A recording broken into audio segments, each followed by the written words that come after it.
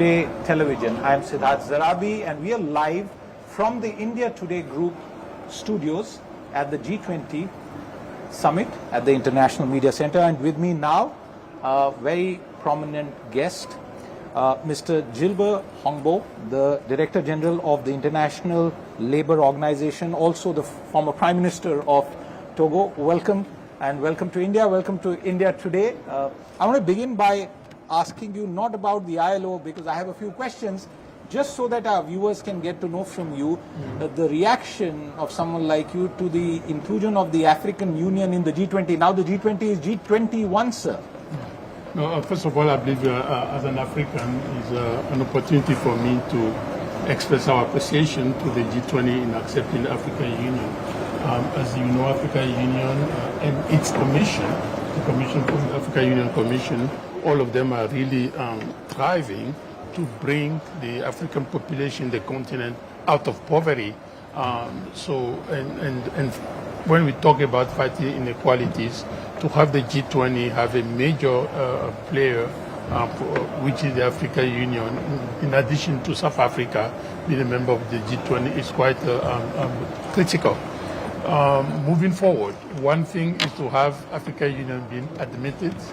Another thing is the role that African Union has to play as a full member of the G20, and therefore we are looking forward for obviously to the Union to really be a dynamic, engaged actor in so many issues, from political to economic to environmental. Absolutely, and Prime Minister Narendra Modi has been championing this inclusion, and like the DG is telling us, obviously we will see the involvement expand and go ahead. And in fact, a lot of Indian companies working in Africa, Indian companies, those who run telecom networks like Bharti Airtel, welcoming this move. But my questions are really about the organization that you head. And I want to start by getting you to tell our viewers about the post-COVID labor force challenges, especially in developing countries like India. What are the key priorities that you see that the workforce is having to grapple with? Obviously, the key priorities have to be adjusted and adapted to depend on the countries we are facing. But what you have noticed during the COVID period is the vulnerabilities of many groups, particularly those in low-income countries, developing countries just like India or Togo or Nepal, and yes, etc. It's important to have noticed that during the COVID, millions of workers are living on a daily income, on a daily earned income. And since everything come to stand still, they just lost everything, the opportunity for having income. So the economy is not getting back, but I'm afraid in a lot of countries in the global south, a lot of countries have not yet recovered fully all they have lost during the COVID. The other point that is also common to most of the countries are the impact on the informal sector, because we know very well India is also a good example.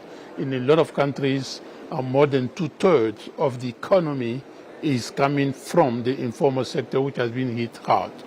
And what you have also noticed, you might recall, is the lack or the insufficient social protection that was available or that is available for the majority of the population. And we're still dealing with 4 billion people without any protection at all. So all of those are things that we are trying now to get back. One of the lessons, talking about the social protection, is what we launched at the UN level under the leadership of Antonio Guterres, is to launch the Global Accelerator for a better social justice, creating jobs, and having also social protection for just transition. And therefore, that is the answer. Of course, the ambition is a big one. We talk about creating 400 million jobs worldwide. So we are working on that. In other countries also, we are working on a different matters. The most important is also how do you turn the current challenge into opportunities. In terms of the opportunities and challenges, the current state of world trade, moving away from a sort of a globalized world trade organization agenda to bilateral, multilateral trade, is that going to help the cause and advance the interests of the labor force, or do you think it's contrary to some of the objectives that? I think it's a bit contrary. We do believe that the world needs to step up its multilateral engagement. There's a lot of debate out there, friend-shoring or near-shoring and what have you. Those are reaction to current geopolitics or current crisis. But when you look at that in terms of the interests of the global economy on the medium to long term, it's important for us to look at that from a multilateral perspective, a multidisciplinary perspective, forging a way forward together. This is another reason why it's so crucial to have the G20 moving on a global agenda.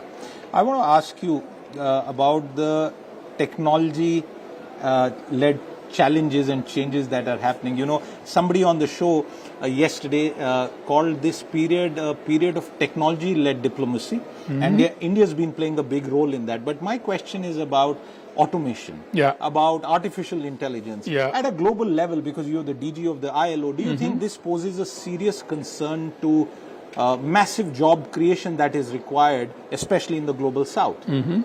I mean, it is an opportunity. I want to be very clear. We do not in ILO looking at automation or artificial intelligence as a threat. Okay. To the contrary, it's an opportunity that we need to seize. We know our research department has done a study on that. It's very, very clear that in the net, there will be millions of jobs created more than the jobs that are going to be lost. Okay. That being said, what is important for us is hence the just transitions. It's not just transition in terms of climate change. It's also just transition in terms of digital economy, to put into in place training, skilling, and upskilling programs that will help those that are in the sector that are at risk of disappearing to retool themselves, to reskill themselves or upskill themselves so they still can be relevant in the new economy. The other issue, and this is to do with gender. Again, the global south has a higher burden, Director General, as you know, of gender inequality. The need for women to be part of the workforce cannot be sort of ignored at all. Do you think enough progress has been made in, and has there been anything in, or is there going to be anything within the G20 conversation that can help advance this? No, first of all, I don't feel that there have been enough advancement. There's a lot of progress, but it's still, and when you see how we are, how long we have been talking about gender inequality, particularly in terms of economic empowerment and providing, we are really behind, honestly speaking. One particular, not only the participation of women in the global labor force, but also the pay gap. The pay gap, despite a lot of effort, the pay gap still at 20%. Yes. And which is a little bit shameful on that. This is why ILO had this equal pay for equal value of work done, a coalition that more and more countries are adhering to, so we're sharing experiences, policy experience, etc. So that fight, we have to continue it together with what I call the fight against all discriminations, not only on the basis of gender, but also in the basis of religion, sex, indigenous people, and any other vulnerable groups. We really need to stand by and making sure that on the workplace there's no discrimination. I want to get you to tell us about the agenda that the ILO hopes to pursue in the near future with regard to some of the aspects that we spoke about, particularly the issue of sustainable jobs. Because in a country like India, or in fact the African Union, all of the global south, big massive amount of youth who want jobs and not enough jobs being available. Yeah, this is the challenge we have, and I'm glad you mentioned the youth. This is where we have to combine many things at the same time. Greening the economy and therefore sustainable jobs, tackling the issue vis-a-vis the youth itself, and creating an economic growth in a way where you have the fundamental principle and rights are respected on that. So you need to have this integrated approach. One of it that is quite important is to encourage the youth in also in creating their own enterprises. We should not look at employment just like creating job for others. We also, in terms of enterprise development, which for me is quite important, and that is linked to the productivity side. That will help us also. Third point that I'm going to mention is the use of what we just discussed earlier, the use of technology and artificial intelligence. We know that the youth are much more prone into using that. So you have different options, and that we need, however, an integrated policy that will bring all of that together, the balance between employment and protection, and also making sure that you do that in respect of the protection of Mother Nature on that. One of the options, one of the opportunity that has helped a lot, including in India, is the whole supply chain and that has pulled out a lot of countries, a lot of community out of poverty. So on one hand, we need to encourage increasing supply chain. At the same token, we want to make sure that the processes within the supply chain adhere to a minimum respect of human rights and labor rights, and in respect of the environment. Absolutely, and these issues are very, very significant, and these are not just textbook issues, viewers. They are issues that every person in the workforce is facing. As I wind down this conversation, I want to ask you, have you had some good Indian food?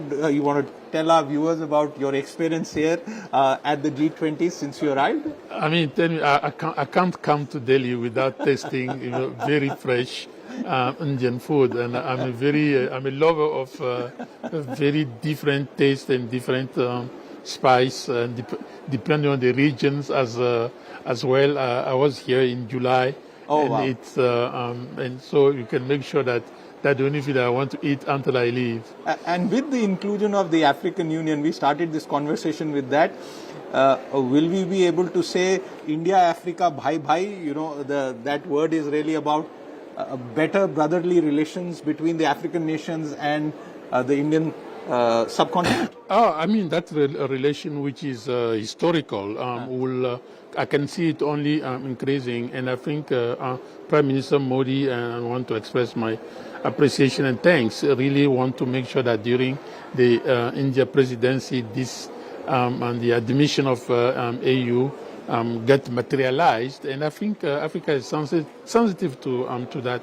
You know very well the place that India plays in different countries in Africa. I've been in the government before, and when in the government, I also know in Togo the working relation with India and with the Togolese Indian, because we also have a lot of Togolese Indian, and wow. We have a lot of Togolese studying in Indian universities. Wonderful. All those cooperation, I can see that only growing. Director General, it's been wonderful talking to you. Thank you so much. Thank you very much for your time. That was the Director General of the International Labour Organization taking out time from what must be a very busy schedule to talk about some of the pressing issues on the labour front. If you've been, thank you very much for watching.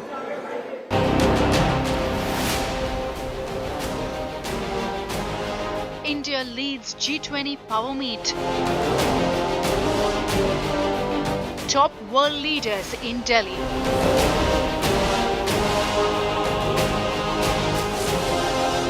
This is India's biggest global event ever.